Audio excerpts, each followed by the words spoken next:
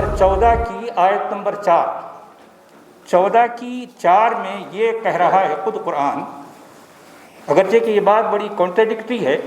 कुरान ये कह रहा है कि वमा अरसलना मिन रसूलिन इल्ला बिलिसानि कौमिही, हमने को भी, यानी कुरान का अल्लाह ये कह रहा है, हमने किसी कौम में अगर किसी रसूल को भेजा तो उसकी अपनी ज़बान में भेजा। अब सवाल ये पैदा होता है कि एक इंडियन, एक हिंदी या एक हिंदू होने के नाते हम ये पूछ सकते हैं कि हमारे पास कोई रसूल आया, हमारे पास कोई नबी आया? नहीं, तो फिर ये पैगाम हमारे लिए क्यों है भाई? आप ये बात पूछें। इस वजह से भी कहने वाले ये कहते हैं कि इस्लाम एक अरबिक कल्ट है। अच्छा, ये बात मैं अपने चैनल पर कहता भी हूँ, लिखता भी हूँ, और जो है वो बात ये है कि मुसलमान, क्योंकि ये बात मैं नहीं कह रहा हूँ बल्कि बाबा साहब अम्बेडकर ने बड़ी बड़ी क्लैरिटी के साथ कही है कि कोई भी मुसलमान इंडिया के लिए वफादार नहीं हो सकता, नहीं हो सकता। ये बात मैं नहीं कह रहा हूँ, ये बाबा साहब अम्बेडकर बड़ी क्लैरिटी के साथ कह गए हैं। कोई भी मुसलमान हिंदुस्तान का वफादार नहीं हो सकता। अच्छा, तो मैं कहता हूँ मुसलमान नहीं हो सकता, अगर उसको वफादार बनना है तो उसको एक्स मुस्लिम बनना पड़ेगा। मुसलमान होते हुए वो भारत जैसे शिर्क के गढ़ का वफादार नहीं हो सकता, क्योंकि अकॉर्डिंग टू इस्लाम भारत क्या है? शिर्क का गढ़ है, शिर्क का गढ़ है। और कुरान ही कह रहा है सूरह निसा की आयत नंबर, यानी सूरत नंबर 4 की आयत नंबर 97, 98, 99 और 100 में अगर आप उसके टेक्स्ट को भी पढ़ें, उसकी जितनी इंटरप्रिटेशन है उनको पढ़ें, तो मौलाना मौदूदी इसकी तफसीर में ये लिखते हैं कि किसी मुसलमान का भारत में, यानी दारुल इस्लाम यानी पाकिस्तान के बन जाने के बाद, पाकिस्तान के बन जाने के बाद एक मोमिन दारुल शिर्क में या दारुल कुफ्र में नहीं रह सकता। और जो ऐसा करता है वो इसका मतलब कुरान का वायलेशन कर रहा है। और ये बात फिर ऑथेंटिक हदीसों में कई जगहों पर आई है, उसमें यह कहा गया है कि रसूलुल्लाह ने फरमाया, मैं किसी ऐसे मुस्लिम का सरपरस्त या उसके ऊपर आशीर्वाद नहीं दूंगा जो मुशरिकों के साथ रहता है। इसका मतलब यह निकला कि हिंदुस्तान के जितने भी मुसलमान हैं, मैं ये बात पूरी जिम्मेदारी के साथ कह रहा हूँ, और ये मेरी बात दुनिया के जिस कोने में जाए और हिंदुस्तान के जिस कोने में जाए उसका मैं पूरा जिम्मेदार हूँ कि कोई भी मुसलमान दारुल इस्लाम के बन जाने के बाद, दारुल इस्लाम क्या है? पाकिस्तान है, इसके बन जाने के बाद वो हिंदुस्तान में नहीं रह सकता। अब अगर वो रह रहा है तो अपनी चॉइस से रह रहा है, चॉइस का मतलब अपनी मजबूरी से कह रहा है, ठीक है, मजबूरी से रहना चाहे तो उनकी मर्जी है, लेकिन इस्लामिकली और कुरानिकली वो दारुल शिर्क में नहीं रह सकता। ये बात आप अपने तौर पर अपने चैनल पर बोलें, खुलकर बोलें, और उसके लिए आपके पास बाकायदा कुरान के और हदीस के, ऑथेंटिक हदीस के सबूत हैं भाई। ये बात आप नहीं कह रहे हैं, ये तो कुरान कह रहा है, ये बात ऑथेंटिक हदीस कह रही है। अब आपको किस बात का डर? कहें आप, पहले तो बोले भाई आप मोमिन हैं, तो आप यहाँ हिंदुस्तान में क्या कर रहे हैं भाई? कर क्या रहे हैं आप? क्यों रह रहे हैं आप? वो कहेंगे नहीं भाई हमारी मर्जी। भाई आपकी मर्जी कहाँ है? आपने तो अपनी मर्जी से देश के टुकड़े कर दिए, चले वहाँ जाओ आप, आपको यहाँ रहने का कोई अधिकार नहीं है। अच्छा, ये अधिकार अकॉर्डिंग टू कुरान नहीं है। मौलाना मौदूदी इसकी इन आयतों की तफसीर में कहते हैं कि वो लोग जो दारुल इस्लाम के बन जाने के बाद हिंदुस्तान में रह रहे हैं और अगर वो दारुल इस्लाम में जाना चाहते हैं तो दारुल इस्लाम का दरवाज़ा उनके लिए नहीं खुलता, तो उनको चाहिए कि वो जंगल का रुख करें, पहाड़ों में रहें, नदी का पानी पिएं और पेड़ के पत्ते खाएं। ये बात मौलाना मौदूदी कह रहे हैं। जो जो हमारे इंडियन सब कॉन्टिनेंट के बहुत बड़े स्कॉलर गुजरे हैं, जमात इस्लामी के फाउंडर। तो कहने का मतलब है कि आप इस तरह की बात करें। पहली बात तो इस्लाम नॉन अरब के लिए नहीं है, उसमें भी स्पेशली हम इंडियन हैं। तो मैं ये कहता हूं कि मैं हिंदू हूं प्राउडली। किस तरह से?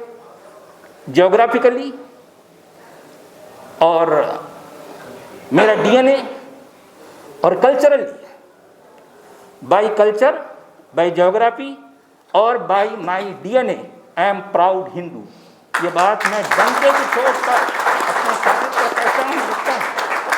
तो इस पर मेरे बहुत से दोस्त जो पाकिस्तान से भी हैं और हिंदुस्तान से भी हैं, उन्होंने मुझे इस पर बड़ी आपत्ति जताई। कहने लगे आप ये कैसे करें? बोला भाई आपको इस पर एतराज़ है क्या? भाई हिंदू तो आप भी हो। मैंने पाकिस्तानियों से कहा आप भी हिंदू हो, भले आप लाख बार इनकार कर लें, लेकिन है तो Hindu. By geography, by culture और बाय डीएनए आप हिंदू हैं। अरे भाई हिंदू एक वे ऑफ लिविंग है, मानो या ना मानो, आप भले इनकार करो लेकिन हिंदू हैं। भाई सिंधु नदी के इस तरफ जो रहने वाले हैं सारे के सारे हिंदू हैं। अब रही बात यह कि मैं किसी चीज़ को मानता हूं या नहीं मानता, इसमें हमारे लिए फ्रीडम है। भारत वो देश है दुनिया का जो आपको फ्रीडम देता है। आप मान के भी हिंदू हो, नहीं मानते भी हैं तब भी हिंदू हो। लेकिन इस्लाम में ये फ्रीडम नहीं है। देखिए एक आदमी वेदास का या जो है किसी भी ग्रंथ का इनकार करता है कि मैं इन बातों को नहीं मानता, तब भी वो हिंदू है। लेकिन कुरान की 6666 या जो है 26 से 27 जितनी भी आयतें हैं, उन आयतों के किसी एक भी वर्ड का कोई इनकार कर दे तो वो मुसलमान नहीं रहता। ये फ़र्क है। यानी इस्लाम का सारा जोर मानने पर है। और मैं कहता हूँ जानो, पहले जानो फिर मान लेना। भाई जानना इंपॉर्टेंट है, मानना इंपॉर्टेंट नहीं है। तो ये मैं कहता रहा हूँ। तो यानी ये बातें ऐसी हैं जो आप अपने चैनल पर अपने दोस्तों में उनके सामने कहें, कोई मोमिन से बात करें तो भाई आपका हिंदुस्तान में क्या है? भाई हिंदुस्तान में काम क्या है आपका? वो ज़रा गर्म हो जाएगा। अरे भाई हमने तो यहाँ पर 800 साल हुकूमत की। भाई वो दिन गए जब खलील खां पाख्ते उड़ाते थे। बात यह है कि आपने इस देश के टुकड़े किए और आपको वहाँ रहना है। इस्लामिकली दारुल इस्लाम है वो, और ये दारुल शिर्क है। शिर्क का गढ़ है पूरी दुनिया में। सबसे बड़ा शिर्क का गढ़ कौन सा क्या है? भारत है। और भारत में किसी मुसलमान का क्या काम है भाई? क्या काम है बताइए? और हम देखते हैं कि सबसे ज़्यादा अराजकता, सबसे ज़्यादा प्रॉब्लम्स मुसलमानों की तरफ से होती है। और ये बात बाबा साहब अम्बेडकर अपनी किताब में क्लैरिटी के साथ कहेंगे, और ये बात मैं अपने चैनल पर लिखता रहता हूँ। मुसलमान वो हैं जो हमेशा यानी राइट्स क्रिएट करते रहेंगे। उनको हिंदुस्तान में हिंदुओं की हुकूमत गवारा नहीं है। देखें, अरे आपने जो टुकड़े किए, वहाँ चले जाना चाहिए तो नहीं जाते, यहीं रहते हैं, यहाँ रह के परेशानियाँ पैदा करते हैं। हालांकि भारत में और भी बहुत सी जो है अक़लियतें हैं, बहुत से जो है इतनी हमारे पास जो है यानी दूसरे लोग भी रहते हैं कि उनकी कभी प्रॉब्लम्स नहीं होती ना। तो आप यहाँ क्यों रहते हैं? मैं ये सवाल करना है आपको रहना क्यों है यहाँ पर? फिर कुरान कह रहा है, आपकी हदीसें कह रही हैं कि आपको यहाँ नहीं रहना है। आपका रसूल आपके सर पर हाथ नहीं रखेगा क्योंकि आप मुशरिकों के साथ रहते हैं। तो ये सारी बातें ऐसी हैं जो मैं चाहता था कि आप लोगों के सामने आएँ और आप लोग खुलकर कहें, सभी लोग कहें, एक्स मुस्लिम भी कहें, जो नॉन मुस्लिम है वो भी कहें, खुल के मुसलमानों को कहें, देखो भाई हम आपके जो है दुश्मन नहीं हैं, हम आपके खिलाफ नहीं, लेकिन ये बातें आपके कुरान में, आपके हदीसों में आई हैं ना।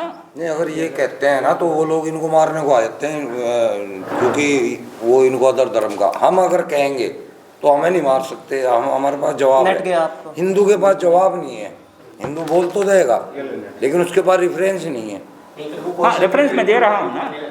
जी अगर अब आगे ये सलीम भाई करेंगे। करेंगे बता दो, हिंदू मैं पर बोल के धर्म के ऊपर था। क्वेश्चन सलीम भाई आते करेंगे। हैं। हाँ, इसलिए हाँ। बेहतर ये है कि हम सिर्फ एक्स मुस्लिम ही उस चीज का जवाब दें जो मुस्लिम है। हाँ, ये हमारा दायित्व है। इन्होंने अगर क्वेश्चन किए और इन्होंने मुझसे क्वेश्चन किया, वो लोग इनको ऊपर क्वेश्चन करने लगते हैं, फिर हाँ, दोनों में हाँ। उस तरीके का धर्मवादी होने लगते हाँ, वो फिर सीता पे, राम पे, इन पे आ जाते हैं, हनुमान जी पे, क्या आपके इन पे आ में ऐसा है? जाते ये कहेंगे हैं। आपके अब में हमारे साथ किस पे आएंगे वो? हमारे साथ आ ही नहीं सकते किसी पे। आड़ो फिर कितना हैं। आड़ना। लेकिन मुस्लिम ही है, मुस्लिम से ही जी, निकले। कंटिन्यू। ठीक है जी। तो यही बातें थी, मैं आप तक पहुंचाना चाहता था। देर भी काफ़ी हो गई, बहुत सारी बातें हो गई हैं। बस मैं चाहता हूं कि अब बात ख़त्म की जाए। बड़ा अच्छा लगा और सभी साथी आए और उन्होंने अपने जोश बलवली के साथ जो बातें आप हम तक सब तक पहुंचाई, ये यूँ समझिए कि पहला कदम है, पहली कोशिश है जो इतनी कामयाब है। तो आगे जो है चलकर और बहुत सारे काम होंगे और जो है इसको लोगों का साथ मिलेगा तो जो है हम बहुत आगे जा सकते हैं। और सच्ची बात यह है कि ना तो हम मुसलमानों के ख़िलाफ़ हैं ना इस्लाम के ख़िलाफ़ हैं, हम झूठ के ख़िलाफ़ हैं। बस सीधी बात। हम झूठ के ख़िलाफ़ हैं क्योंकि झूठ यानी इस्लाम के नाम पर जो झूठ फैलाया जाता रहा। लगाओ ना कैमरा लगाओ। अब देखें, मेरी उम्र हो गई है 62। अब मैं ज़रा सामने से थोड़ा देंगे। अब मैं जो है, जब मेरी उम्र 10.5 साल थी, मैंने कुरान को मुकम्मल हिफ्ज़ किया, कंप्लीट उसको मेमोराइज़ किया था। मैंने भी 12 साल की उम्र में उसके बाद जो है मैं आलिम कोर्स के लिए मुझे मदरसे में डाला गया। मैं 4 साल जो है मदरसे की तालीम हासिल की। उसके बाद मैं चला गया मक्का और फिर जो है आप लोग जानते हैं कि ये सब कुछ जो है मैं कई बार बता चुका हूँ। शॉर्ट में मैं कहना चाह रहा हूँ कि यानी इतने साल मैंने जो कुरान का और हदीस का और इस्लामी तारीख़ जो हिस्ट्री है उसका मुताला, उसका जो है उसका अध्ययन करने के बाद मैंने इस्लाम को जो पाया, ये इस्लाम वो नहीं है जो हमारे मुल्ला हमारे मौलवी हमको बताते हैं। ये लोग झूठ कहते हैं, इस पर पर्दे डालते हैं। वे देखें, यानी मुताला करने या अध्ययन करने के 2 तरीक़े होते हैं। एक तरीक़ा है मानते हुए किसी चीज़ का मुताला करना और एक तरीक़ा होता है जानना चाहते हुए। तो उसके लिए क्रिटिक होना पड़ेगा आपको। क्रिटिकली जब आप किसी चीज़ का एनालिसिस करेंगे तो आपको पता चलेगा कि इसमें क्या है क्या नहीं है। अब एक नॉर्मली हर मुसलमान सिर्फ मानने वाला होता है और मानने वाले ही को मोमिन कहते हैं, जानने वाले को मोमिन नहीं कहते, जानने वाले को एक्स मुस्लिम कहते हैं। हाँ जी, हाँ जी, हाँ जी। मानने वाला मुस्लिम होता है, जानने वाला एक्स मुस्लिम होता है, क्योंकि वह जान गया अब नहीं मानेगा। जान जाने के बाद फिर मानने का जो है सवाल नहीं पैदा होता, क्योंकि जानने का सिलसिला कभी रुकने वाला नहीं है। जैसे ही आदमी मान लिया, यूँ समझिए कि उसका रास्ता रुक गया, क्वेश्चन आने लगते हैं। वो रास्ता रुक गया उसका। अच्छा ये तो ठीक है, चलिए भाई। बैलून वाला वो बता रहे थे आप जी इसको, उस पर जरा थोड़ी रोशनी डाल दें। बैलून, हाँ, ये बात मैं कहता हूँ और इसका एक जो है एक कम्युनिटी पोस्ट भी मैंने बनाई थी काफ़ी दिन पहले। वो बात कुछ ऐसी है कि देखें, इस्लाम एक बहुत बड़ा एम्पायर है, यानी 2 बिलियन लोग और दुनिया के हर कोने में फैले हुए ये लोग, कोई छोटी कम्युनिटी नहीं है। ये बहुत बड़ा एम्पायर है, सब कुछ है इसके पास। और मैं उसके कंपैरिजन में एक्स मुस्लिम को जो मैं देखता हूँ, जाहिर बात है नॉट इवन 1% भी नहीं है, लेकिन उसके बावजूद एक्स मुस्लिम क्या है, एक बहुत बड़े बलून के सामने एक छोटी सी पिन है, नोकदार पिन है, सुई की जैसी। अच्छा, इस्लाम पिन से डरता है क्योंकि वो गुब्बारा है, बहुत बड़ा बलून है, उसको इस बात का डर है कि पिन से कहीं टकरा जाए वो फट जाएगा। और यही कारण है कि कोई भी मुल्ला, कोई भी मौलवी हमारे साथ आमने सामने होकर 1 to 1 यानी डिबेट करना या सामने आना नहीं चाहता। उसको मालूम है कि जिस दिन ऐसा हुआ वो धड़ाम से ये इमारत गिर जाएगी। उसको मालूम है। आप क्या समझते हैं कि मौलवी को नहीं मालूम? मौलवी को मालूम है। अब ये और बात है कि मौलवी का कारोबार है ना भाई, उसी से तो उसका सब कुछ चल रहा है। वो क्यों चाहेगा कि उसकी इमारत गिर जाए? भले हमारे बारे में बहुत कुछ करेगा, हमको बहुत कुछ जो है बुरा कहेगा, हमको गालियां देगा, सब कुछ हमारे बारे में भड़काएगा, लोगों को सब कुछ करेगा, लेकिन सामने आकर, भाई मैं तो ये चाहता हूँ, अब जो लोग मुझे सुन रहे हैं उनको ये जान लेना चाहिए, यानी इस्लाम के जो फॉलोअर्स हैं अपने अपने मौलवियों को तंग करो, उनको बोलो भाई जाओ ये सच वाला का मुंह बंद करो, ये कुरान वाला का मुंह बंद करो, ये बहुत बोलता है। भाई किसी ऐसे मंच पर आप लोग भी जाओ, उधर कुरान वाला या कोई भी एक्स मुस्लिम हो, कोई भी, एक तरफ एक्स मुस्लिम, एक तरफ इस्लाम का एम्पायर, यानी मतलब एक तरफ जो है ये जो इस्लाम के जो मुल्ला हैं, जो है जो अपने आप के इसके जो है चौकीदार, इसके ठेकेदार बने बैठे हैं मुल्ला, तो एक तरफ रहें। हम लोग कुछ भी नहीं है भाई, हमारी कोई औकात नहीं है, हम सवाल करेंगे भाई हमने इस्लाम क्यों छोड़ा, हम बताएंगे और उनसे पूछेंगे कि भाई ये हमारे सवालात हैं, इसका जवाब दो। लेकिन सर वहाँ एक प्रॉब्लम आती है, वो क्या है, अगर क्वेश्चन करने से पहले उसमें क्या होता है, उनके ऊपर फतवा लगा हुआ होता है कि कोई भी एक्स मुस्लिम से यानी जो मुर्तद हो चुका है उससे बात करना तक जायज़ नहीं है, यानी हराम है। मसला तो ये आ जाता है, कोई भी मुसलमान है अगर वो कहता है मौलाना से जाके, तो कहता नहीं उनसे तो बात ही करना गलत है, उनसे बात ही मत करो, हराम है।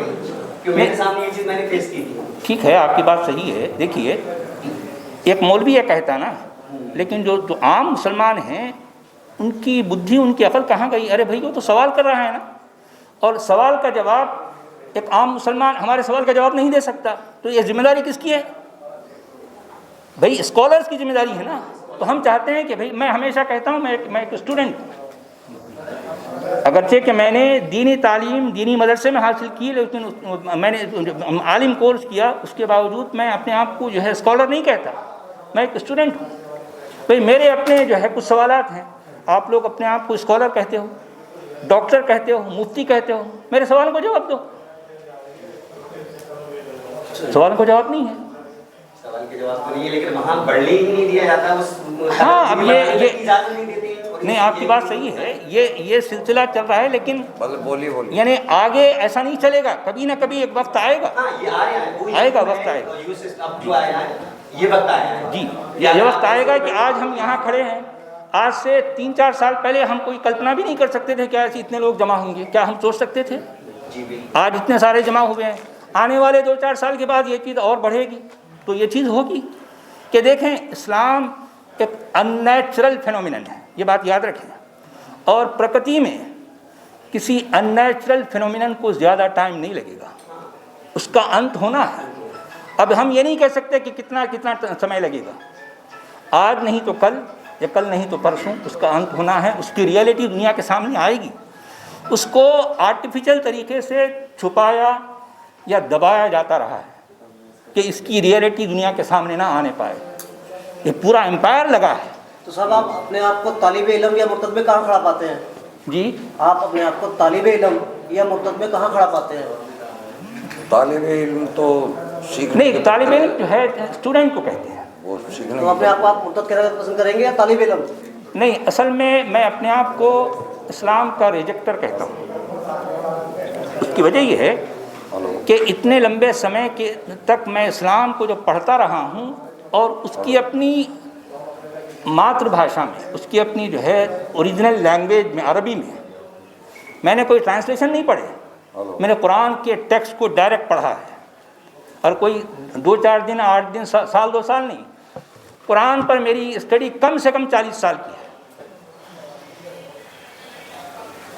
तो इसका मतलब इतना पढ़ने के बाद कई बार मुझे अंदर से एक डाउट होता था, यार ये जो है ये मामला गड़बड़ है, लेकिन अब चूंकि मानने का सिलसिला चल रहा है, सब कुछ चल रहा है, लेकिन सर अगर किसी आलिम से बात करते हैं, वो कहते हैं ये आलिम नहीं है तो हम इससे बात नहीं करेंगे, तो उसका रास्ता क्या है? नहीं, ठीक है भाई, मैं कब कह रहा हूँ कि मैं आलिम हूँ? मैंने तो कहा ही नहीं, मैं तो कह रहा हूँ मैं तो स्टूडेंट हूँ ना भाई, मैं तो तालिब इल्म हूँ। तो भाई आप एक स्टूडेंट का जवाब नहीं दे सकते तो आप कहे कि आलिम हैं?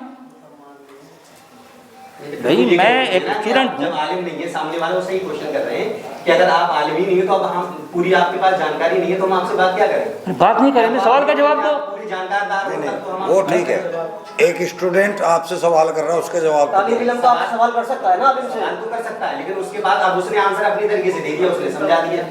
नहीं या तो देखिए, फिर वो आपको संतुष्ट नहीं कर पाए, आपको कर पाए वाला चीज को सुन लेते हैं। देखिए, इनके सामने तो ये तालिब इल्म नहीं है, इनके सामने तो ये टीचर होंगे। जो कोई ज़्यादा अपने आप को मौलवी मौलाना कहता है कि भाई मैं मौलाना हूँ, उनके सामने ये कबूल कर रहे हैं मैं स्टूडेंट हूँ, मेरे सवाल का जवाब दो। इनके लिए तो ये गुरु ही होगे ना। भाई मैं तो एक हम्बल हूँ, मैं एक स्टूडेंट हूँ। मेरे जहन में कुछ सवालात हैं, कुछ क्वेरीज हैं, मैं चाहता हूँ कि इसकी क्लैरिफिकेशन हो जाए। और अगर मैं यानी आपके जो रिप्लाईज हैं, जो है आंसर्स होंगे, उससे अगर मैं सेटिस्फाई हो गया तो मेरे पीछे और बहुत सारे लोग हैं, ये सारे मुसलमान फिर दोबारा होने के लिए तैयार हैं। सबसे पहले मैं मुसलमान बन जाऊँगा, मैं इस्लाम को दोबारा कबूल करने के लिए तैयार हूँ। भाई कोई है दुनिया में जो मुझे इस्लाम कबूल करवाए? कुछ दिखाओ तो सही। भाई ये आके सीधे साधे भोले भाले वो जो है प्याज बेचने वाला, सब्जी बेचने वाले को तो पकड़ के उसको जो है उसकी खतना करा कर उसको मुसलमान बना देते हैं। अरे भाई मुझे बनाओ, मैं बनने के लिए तैयार हूँ।